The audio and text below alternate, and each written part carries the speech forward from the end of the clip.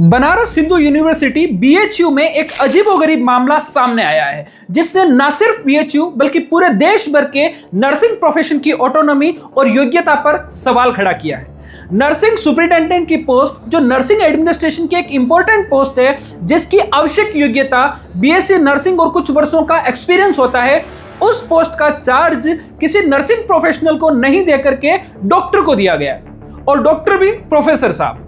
अब इस पूरे मामले में पहला सवाल यह बनता है कि क्या इतने बड़े बीएचयू अस्पताल में एक भी नर्सिंग कैडर का व्यक्ति ऐसा नहीं है जो नियमानुसार एनएस पोस्ट के लिए योग्यता रखता हो, और अगर है तो उसे जिम्मेदारी क्यों नहीं दी गई, डॉक्टर्स को जिम्मेदारी क्यों दी जा रही है। दूसरा सवाल यह बनता है कि पूरे देश भर में ऐसे कितने एग्जाम्पल है जहां किसी नर्सिंग कैडर के व्यक्ति को मेडिकल सुपरिटेंडेंट या मेडिकल प्रोफेशन की कोई जिम्मेदारी दी गई हो, और जब नर्सिंग कैडर का अधिकारी मेडिकल प्रोफेशन के अंदर नहीं जा सकता और इंटरफेयर नहीं करता, तो डॉक्टर्स को नर्सिंग एडमिनिस्ट्रेशन में इंटरफेयर करने की जिम्मेदारी या इजाजत क्यों दी जा रही है। क्या यह बायस नहीं है?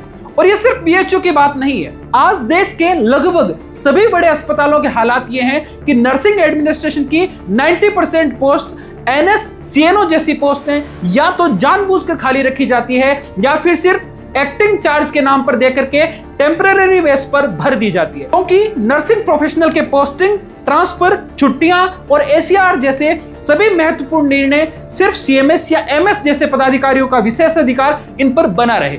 और इससे भी बड़ा सवाल यह है कि सिर्फ नर्सिंग ही नहीं, पार्किंग, किचन, फायर सेफ्टी जैसी तमाम कमेटियों में डॉक्टर को ही रखा जाता है, जबकि ये उनका स्पेशलाइजेशन है ही नहीं। और अगर डॉक्टरों को वर्कलोड पहले से इतना ज्यादा बताया जाता है, तो उन्हें इन सब अतिरिक्त एडमिनिस्ट्रेटिव रेस्पॉन्सिबिलिटी से मुक्त क्यों नहीं किया जाता? जो उस क्षेत्र के विशेषज्ञ हैं, उन्हें यह जिम्मेदारी क्यों नहीं दी जाती? क्या हर एडमिनिस्ट्रेशन पावर को सेंट्रलाइज करके रखना ही इसके पीछे की मेंटेलिटी है? और अगर नर्सिंग एडमिनिस्ट्रेशन अपने ही प्रोफेशन के डिसीजन मेकिंग के लिए रेस्पॉन्सिबल नहीं हो सकता, तो फिर सीएनओ या नर्सिंग सुपरिटेंडेंट जैसी पोस्ट को सिर्फ फॉर्मेलिटी के लिए क्यों रखा गया? क्यों इनको सीधे सीधे खत्म नहीं कर दिया जाता?